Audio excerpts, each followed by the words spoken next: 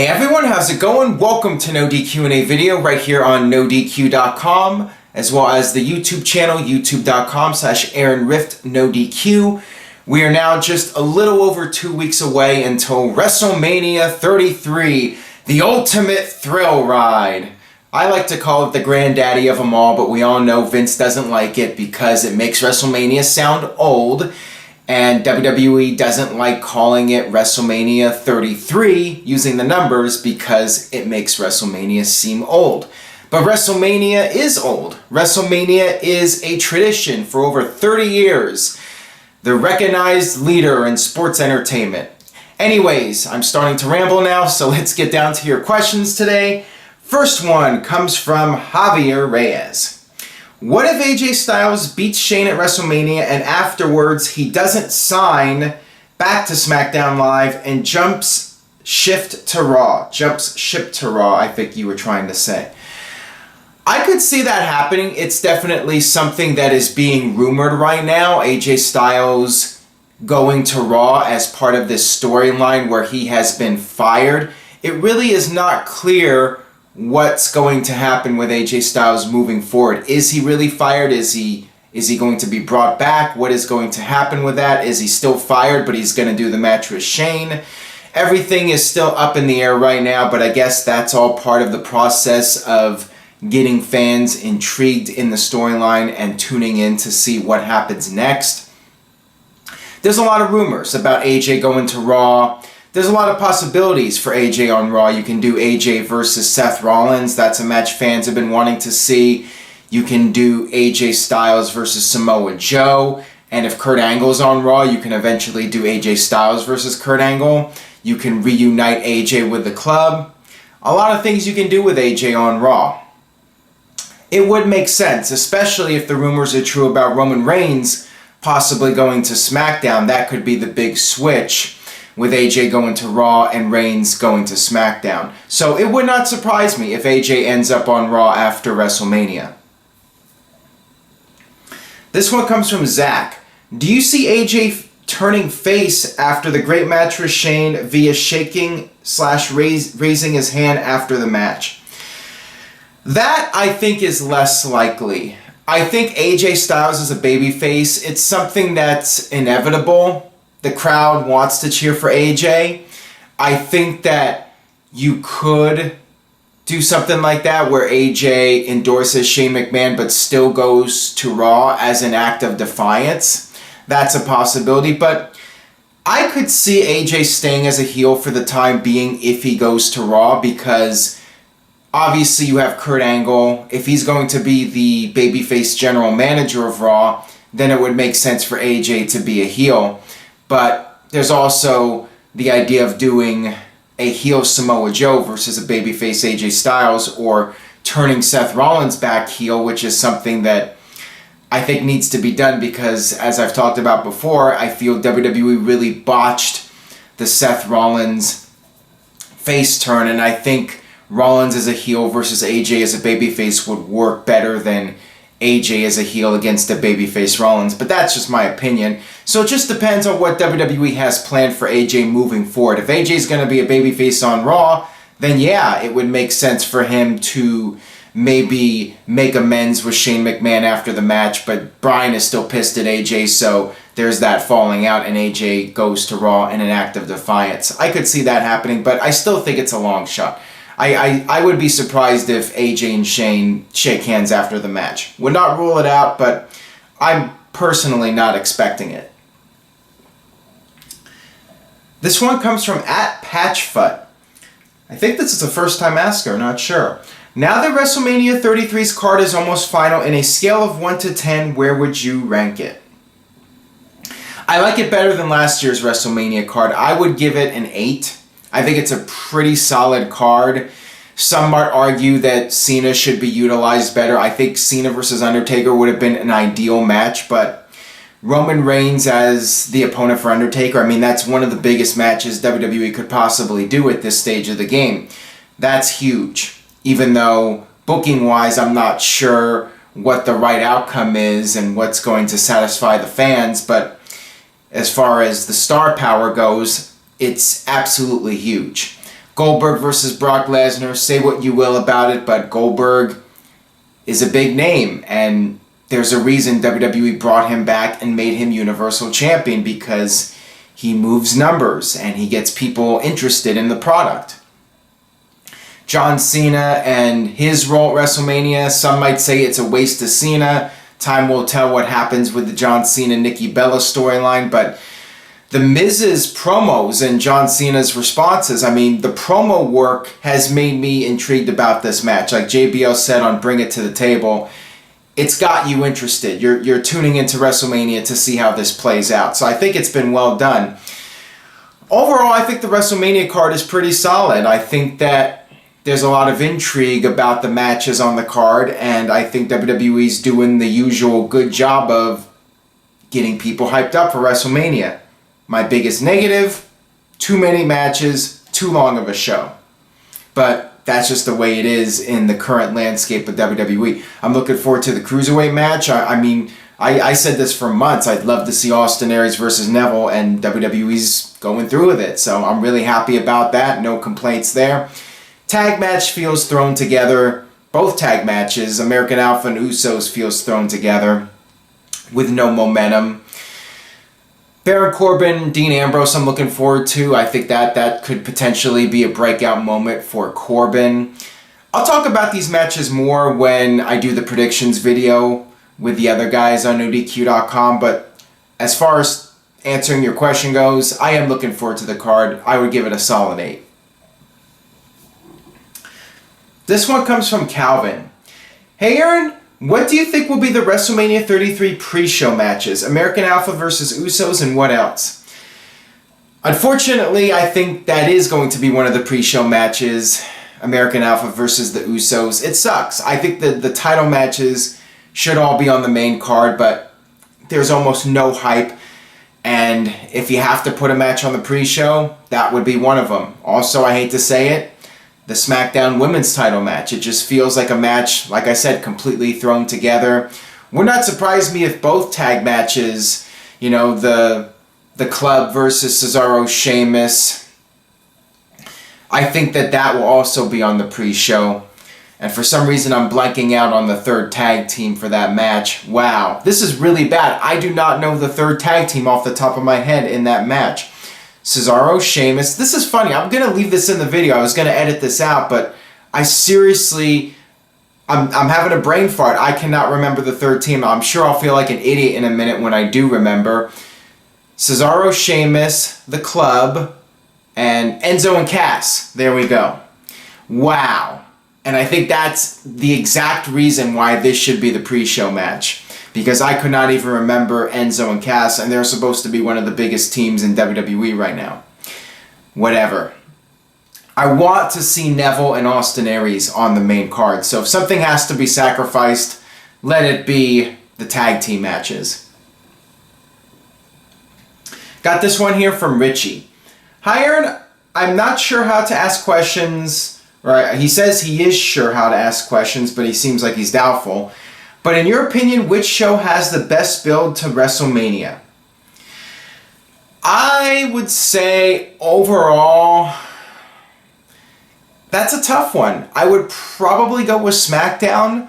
I think, like I said earlier, the promos have been fantastic between The Miz and John Cena and Maurice and Nikki Bella leading up to that match. And I think AJ Styles and Shane McMahon had a really strong angle to set up their match with Shane being thrown through the window, or trying to escape to run away from AJ Styles. What an act of cowardice by Shane McMahon, I gotta tell you. I just thought that was an awesome angle. I think Triple H and Seth Rollins had a really strong angle, but it's still a big question mark if that match is going to happen at WrestleMania. Undertaker and Roman Reigns, it's been simple but effective. Brock Lesnar and Goldberg, again, simple but effective. We'll see how the follow-up is in the final 2 weeks leading up to WrestleMania. So right now, I would give the edge to SmackDown, but we have 2 weeks left to build. So we'll see what happens with Undertaker and Roman Reigns and Brock Lesnar and Goldberg in particular. This one comes from Daniel Long. Do you think we'll ever see Aries move from the cruiserweights and onto the main event scene? Possible WWE title run? I could see it happening at some point, not the WWE title run, but Aries being part of the regular division in WWE. I mean, he's such a good promo that I think he will be one of those guys. If WWE gives up on the cruiserweight division at some point, Aries will be one of those guys that will continue to have a significant role in WWE. I mean, I think Austin Aries is going to be a long-term successful WWE superstar, but I think the height is working against him as far as being a main eventer goes, and people will argue, well, Daniel Bryan made it, but Daniel Bryan was lucky. I mean, he had a lot of things working against him, and he was able to overcome the odds. Maybe Aries will do it. The cream rises to the top, and Aries, I think, is one of the most talented guys in WWE, and I think that if anybody at his size can do it, it would be Austin Aries. This one comes from Tyler Joseph Smith. How do you feel the cruiserweight division is doing? Do you personally enjoy it, and do you see it standing the test of time? I'm enjoying it. It's a nice change of pace. I feel it could be better. I feel the cruiserweights are still being held back.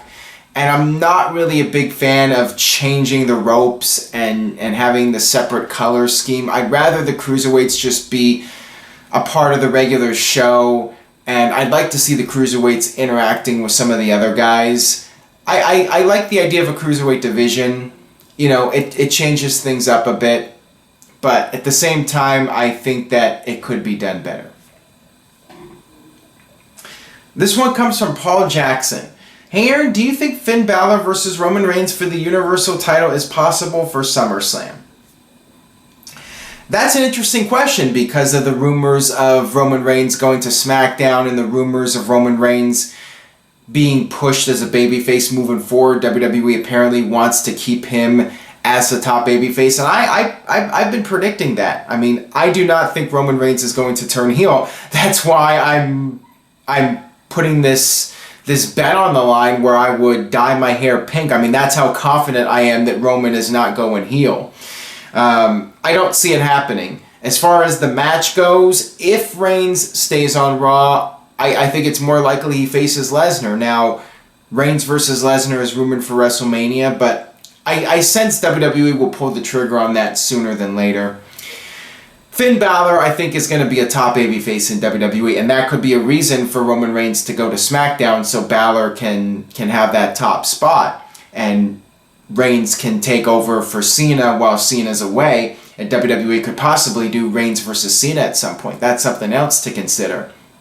You know, on the last video, somebody asked me about possible dream matches. Reigns versus Cena is one that WWE hasn't done yet. So I think Balor versus Reigns at SummerSlam is a long shot, to answer your question. This one comes from Deplorable Hamp. Why didn't WWE wait until all their guys were back before starting the invasion like Triple H, Rock, Benoit, and so forth? I think the idea was to strike the iron while it was hot. I think you needed to not wait to get the invasion going. The problem was not bringing back Triple H or waiting for Triple H and Benoit to get healthy.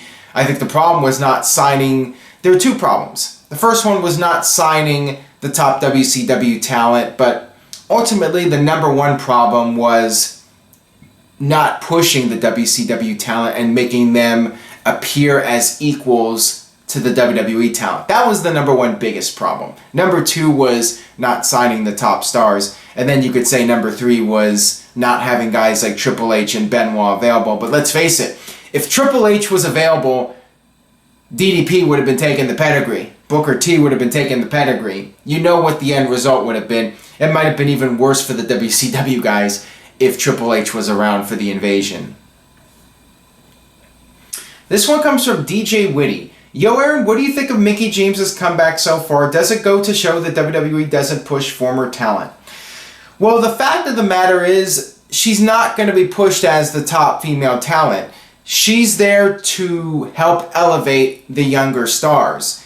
And I think it says a lot about how WWE feels towards her, that they are confident in her abilities, that they're putting her in that role and trusting her to be that veteran to help work with some of the younger talent.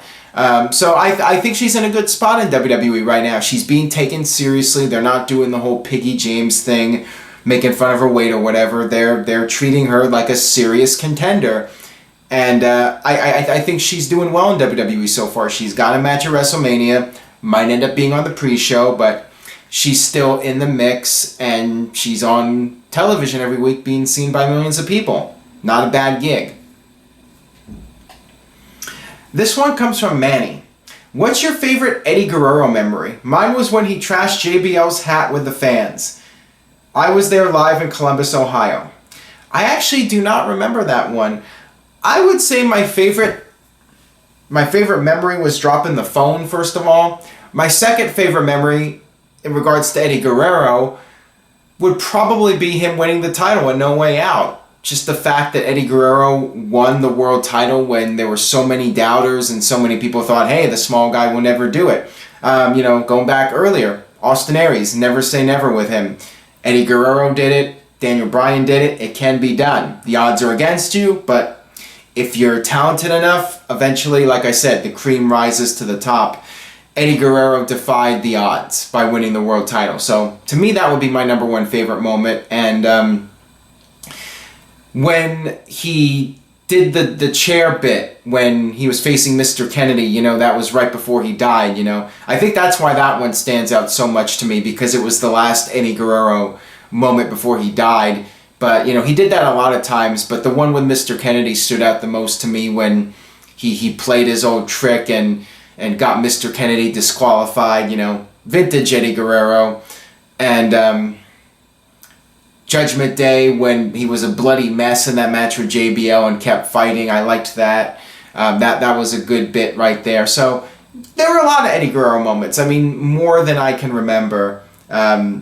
Eddie Guerrero was just one of the all-time greats, and he was very entertaining. This one comes from Mr. DK Gaming. Do you see WrestleMania ever coming to London? I think we deserve it.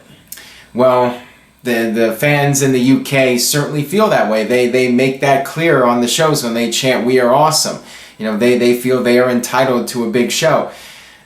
I say this all the time, and I have to say it every now and then just to remind people, and maybe for people that are new to NoDQ&A video, I don't think it's going to happen because of the time difference. The United States is WWE's primary audience, and WWE is going to cater first and foremost to the US audience. And if WWE is ever going to do a major pay-per-view in the UK, I think they're going to experiment first and do a smaller scale pay-per-view. Not even a SummerSlam or Royal Rumble. I think that maybe one day WWE will do a Night of Champions or a Battleground, something like that. One of these days, they might try doing that in the UK. And see how the US fans react. If the US fans will adjust to tuning in at a different time than what they're used to. I guess it would be way earlier in the day. If fans in the US were very receptive to that, then maybe WWE at some point would consider doing a bigger pay-per-view.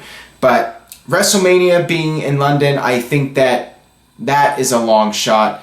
WWE did do SummerSlam in the UK, and they had the delay, and at the time that was able to work because there were no spoilers. And now, WWE would have to air the shows earlier in the United States. And will the US fans adapt to that? That's the big question. And is WWE willing to take a risk? This is a company, I say it many times, this is a company that does not like to take risks these days, if they don't have to. So I think the odds are against it happening anytime soon. That'll do it for NoDQ&A video. Thanks as always for watching. If you enjoyed today's video, please share it. Facebook, Twitter. Somebody asked me on Twitter, how can I help with NoDQ.com? Spread the word. Tell a friend about NoDQ. Anybody you know who watches wrestling, even if they're a casual fan, word of mouth really goes a long way. So again, I ask you guys, please spread the word about the videos at NoDQ.com. Stay tuned to NoDQ.com for the very latest developing news about WrestleMania, and I will see you guys next time.